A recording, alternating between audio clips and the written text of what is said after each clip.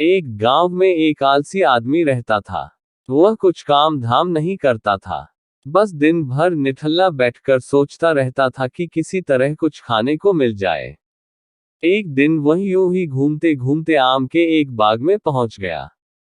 वहां रसीले आमों से लदे कई पेड़ थे। रसीले आम देख उसके मुंह में पानी आ गया और आम तोड़ने वह एक पेड़ पर चढ़ गया। लेकिन जैसे ही वह पेड़ पर चढ़ा, बाग का मालिक वहां आ पहुंचा। बाग के मालिक को देख आलसी आदमी डर गया और जैसे तैसे पेड़ से उतरकर वहां से भाग खड़ा हुआ। भागते भागते वह गांव में बाहर स्थित जंगल में जा पहुंचा। वह बुरी तरह से थक गया था, इसलिए एक पेड़ के नीचे बैठकर सुस्ताने लगा। तभी उसकी नजर एक लोमड़ी फॉक्स पर पड़ी। उस लोमड़ी की एक टांग टूटी हुई थी और वह लंगड़ाकर चल रही थी।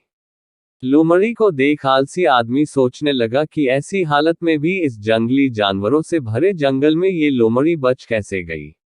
इसका अब तक शिकार कैसे नहीं हुआ। जिज्ञासा में वह एक पेड़ पर चढ़ गया और वहां बैठकर देखने लगा कि अब इस लोमड़ी के साथ आगे क्या होगा। कुछ ही पल बीते थे कि पूरा जंगल शेर लायन की भयंकर दहाड़ से गूंज उठा, जिसे सुनकर सारे जानवर डरकर भागने लगे। लेकिन लोमड़ी अपनी टूटी टांग के साथ भाग नहीं सकती थी। वह वहीं खड़ी रही। शेर लोमड़ी के पास आने लगा। आलसी आदमी ने सोचा कि अब शेर लोमड़ी को मारकर खा जाएगा। लेकिन आगे जो हुआ वह कुछ अजीब था। शेर लोमड़ी के पास पहुंचकर खड़ा हो गया। उसके मुंह में मांस का एक टुकड़ा था, जिसे उसने लोमड़ी के सामने गिरा दिया। लोमड़ी इत्मीनान से मांस के उस टुकड़े को खाने लगी। थोड़ी देर बाद शेर वहां से चला गया। यह घटना देख आलसी आदमी सोचने लगा कि भगवान सच में सर्वैसवा है। उसने धरती के समस्त प्राणियों के लिए, चाहे वह जानवर हो या इंसान, खाने पीने का प्रबंध कर रखा है।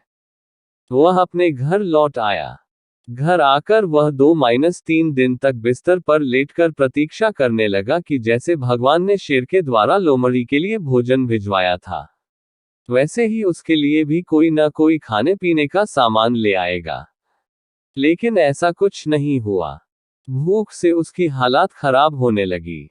आखिरकार उसे घर से बाहर निकलना ही पड़ा। घर के बाहर उसे एक पेड़ के नीचे बैठे हुए बाबा दिखाई पड़े। वह उनके पास गया और जंगल का सारा वृतांत सुनाते हुए वह बोला, बाबा जी, भगवान मेरे साथ ऐसा क्यों कर रहे हैं?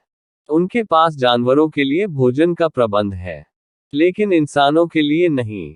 बाबा जी ने उत्तर दिया, बेटा, ऐसी बात नहीं है। भगवान के पास सारे प्रबंध है, दूसरों की तरह तुम्हारे लिए भी। लेकिन बात यह है कि वे तुम्हें लोमड़ी नहीं शेर बनाना चाहते हैं। सीख, हम सबके भीतर क्षमताओं का असीम भंडार है। बस अपनी अज्ञानतावश हम उन्हें पहचान नहीं पाते और स्वयं को कमतर समझकर दूसरों की सहायता की प्रतीक्षा करते रहते हैं। स्वयं की क्षमता पहचानिए, दूसरों की सहायता की प्रतीक्षा मत करिए। इतने सक्षम बनिए कि आप दूसरों की सहायता कर सकें।